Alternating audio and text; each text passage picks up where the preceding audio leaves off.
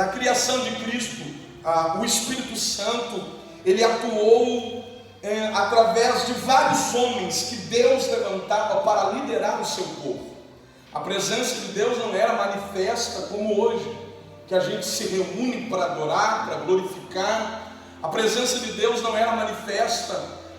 Quantas vezes a gente já viu alguém? Eu vi muitas vezes, o pastor também, os obreiros aqui, viu muitas vezes pessoas entrar na igreja como se nunca nem tivesse pisado na igreja, aceitar Jesus e ser batizado com o Espírito Santo.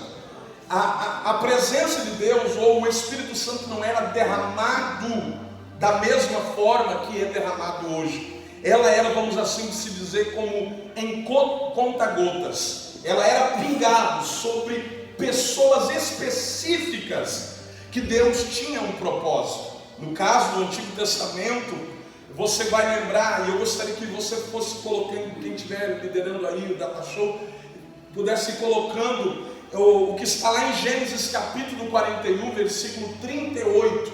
Gênesis capítulo 31, vocês que quiserem ler junto comigo, vamos lendo junto, né? A ação do Espírito Santo. Gênesis capítulo 41, verso 38 diz assim: e disse Faraó, e para vocês, jovens, anotam esse versículo. E disse Faraó a seus servos: acharíamos um homem como esse, em que haja o Espírito de Deus. Depois disse Faraó a José: pois que Deus te fez saber tudo isso, ninguém é tão entendido e tão sábio como tu estarás sobre a minha casa, e por a tua boca se governará todo o meu povo. Somente no meu trono eu serei maior do que tu. Faraó está falando acerca de quem? De José. Ele está testificando, ele está dizendo em Gênesis capítulo 41, verso 38 e 39, ele está testificando, perguntando. Primeiro ele faz uma pergunta. Por que a pergunta? Porque Faraó sonha. O sonho das vacas magras, vacas gordas, espigas boas, espigas ruins, aquele sonho que todos aqui, a maioria conhece, e a Bíblia diz que não há ninguém que interprete, mas ele já tinha interpretado o sonho do copeiro, ele já tinha interpretado o sonho, aleluia, de pessoas que tiveram a experiência de conversar com José. Todo mundo sabe que José era um sonhador, filho também de um sonhador, Jacó, e a Bíblia diz que os seus irmãos o venderam. Ele foi parar no Egito, foi trabalhar na casa na casa de homens que tomaram José para liderar a sua casa. O interessante é que todo lugar que José chegava, que era para, na ótica humana, ser escravo, ser abandonado, ser o mais esquecido dos escravos, José chegava e liderava. Ele liderou na casa de Potifar, ele liderou na prisão, ele foi perseguido, ele foi caluniado. Imagine, irmãos, todo mundo aqui, ou a maioria, sabe, quando alguém é acusado de abuso, vai parar na cadeia, o que acontece? Eu não sei o que aconteceu com José, mas uma coisa a Bíblia nos afirma, que lá na prisão José se tornou um líder da mesma forma. Por quê? Porque Faraó vai perguntar e vai dizer: acharíamos um jovem como esse, em que haja o Espírito Santo de Deus? Ele tinha habilidade.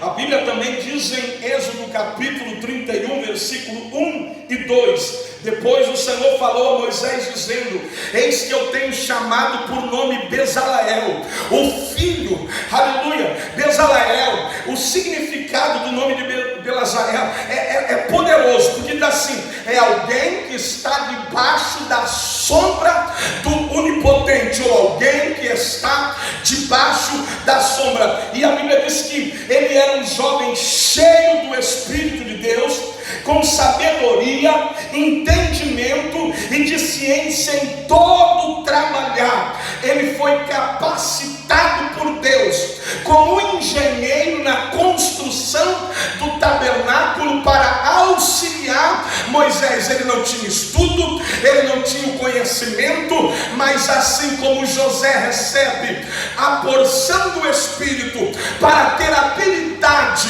para ter talentos em interpretar sonho, administrar, porque o mais interessante não é o sonho que José sonhou, mas é a forma, é a maneira em que José liderou e administrou depois do seu sonho. Por quê? Porque sonhar todo mundo sonha, sonhar todo mundo sonha e sonha grande, mas é somente através do Espírito Santo que leva você a viver aquilo que você sonhou, aquilo que você... Lembra Jacó? Gênesis capítulo de número 28, Jacó deita, sonha, ele vê escada, vê anjo, anjo sobe, anjo desce, aleluia, e depois o sonho, a Bíblia diz que Deus libera uma promessa, Jacó recebe uma porção da promessa, e a Bíblia diz o que, pastor? Que Jacó se levanta, faz um altar, pega aquela pedra que usou como travesseiro, coloca no topo do altar, derrama óleo e faz um propósito. Por que ele faz um propósito? Porque depois do propósito, aonde Jacó chegava, funcionava.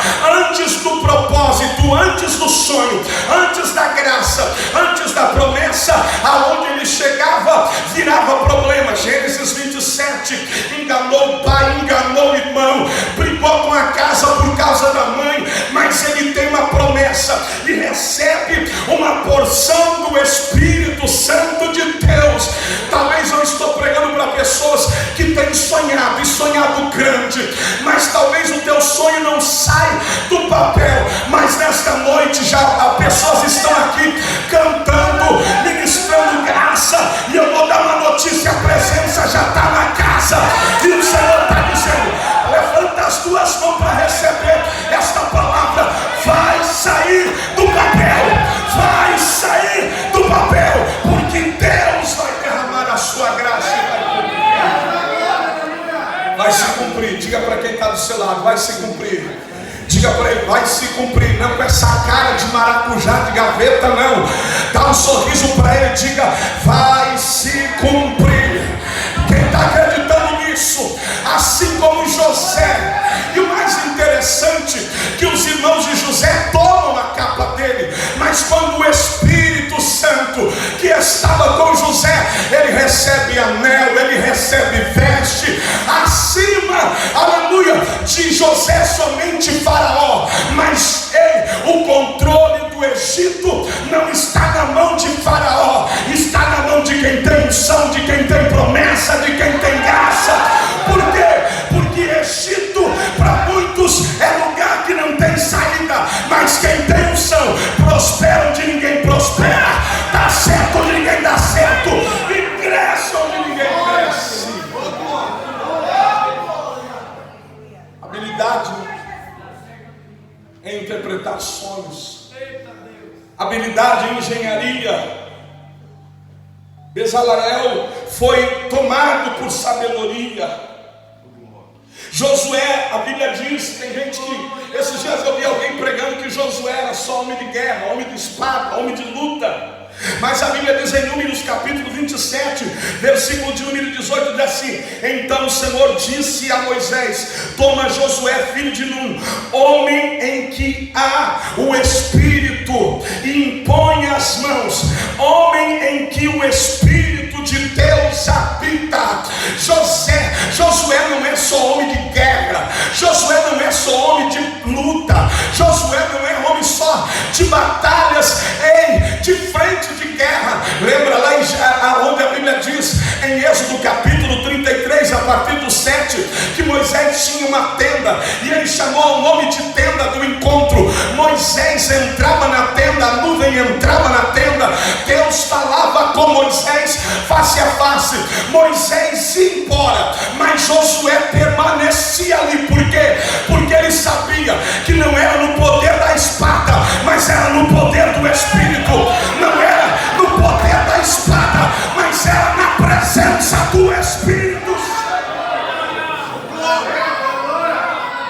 Josafá tinha 1.160.000 soldados ao seu dispor. Está lá em 2 Crônicas capítulo 17. Mas quando ele perdeu o temor, quando ele se entrou numa aliança familiar com Acabe, ele perde a presença, a ponto que o profeta Ageu chega a ele e diz assim: deverias tu andar com quem aborrece ao Senhor. Mas no capítulo de número 20, ele coloca a cara no pó, decreta um jejum, faz uma oração, traz a Deus a lembrança das suas promessas e começa a orar. E de repente veio o Espírito Santo de Deus, e Judá é revestida de poder.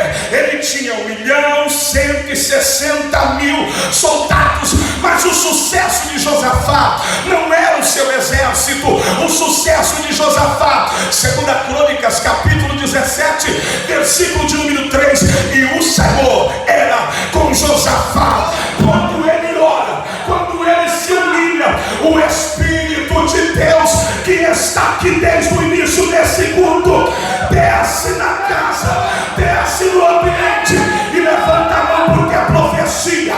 E ele diz assim: não temas, Josafá, por esta batalha não é tua, mas essa batalha é do Senhor.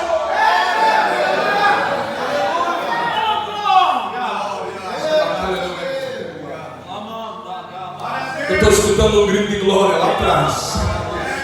Essa batalha não é tua. Eu sou esses pregadores que estava dando glória a Deus no banco. Eu não sou esses pregadores que ficam com a cara fechada e só na hora que vai pregar que dá glória. Não, eu tenho propriedade de te convidar para adorar. Eu estou dizendo para você que o Espírito de Deus era derramado somente em ações, em locais onde se precisava. Deus ungia reis, Deus ungia profetas, Deus derramava sobre juízes. Mas Atos capítulo 2, a promessa não é só para os reis, não é só para os profetas, não é só para os juízes, agora é para todos aqueles que estão reunidos. E a igreja começou a entender: reunidos no mesmo lugar, fazendo o quê? Orando.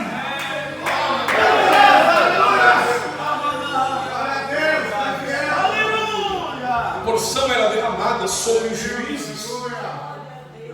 Otoniel em Juízes capítulo 3, verso 10, cheio do Espírito Santo.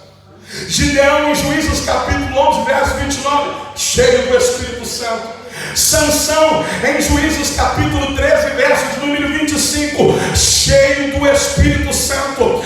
A capacitação dos reis em 1 Samuel capítulo 10, verso 6, aonde Saul é cheio do Espírito Santo. Irmão, Saul não conhecia nem o profeta, não sabia nem aonde o profeta morava, não conhecia nem o endereço do profeta. Precisou um moço conduzir ele. Ainda bem que tem moço, enquanto tem moço carnal que só quer saber de ficar, de enganar as moças. Ainda bem que aonde tem uma geração ainda que tem moças que não quer saber de ministério, de congregar, de cultuar. Tem moço como o moço que conduziu a Saul, que conhece o caminho do altar, que conhece o caminho do sacrifício, que conhece o caminho.